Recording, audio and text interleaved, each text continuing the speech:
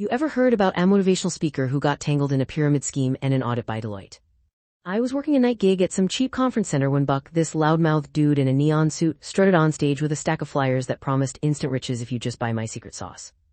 He claimed Deloitte had blessed his method, and an audit report he fabricated showed Deloitte had certified the cash flow. He bragged that the whole thing was legit because the audit proved it, and the crowd ate that shit up like it was free pizza. Next week, a regulator stormed in with a cease and desist. Buck tried to spin it, yelling that the audit was just a misunderstanding, that the auditors had actually liked his innovative model. He grabbed his phone and shouted, "I was still a goddamn visionary," while his assistants whispered that the whole thing smelled like rotten cheese. I heard later that the IRS swooped in, the FBI followed, and Deloitte's real lawyers sent a cease and desist that made Buck's lawyer look like a child. The whole operation collapsed, and Buck ended up in a cheap motel room, nursed a busted ego and a half-empty bottle of cheap whiskey. He muttered that the scheme was just a lesson in hustle, but nobody believed him after the audit turned his empire into a pile of ash. I saw the empty wallets piled up on the floor, the clatter of coins that never arrived, and the cheap suits of the once excited crowd hung their heads as the reality hit like a brick.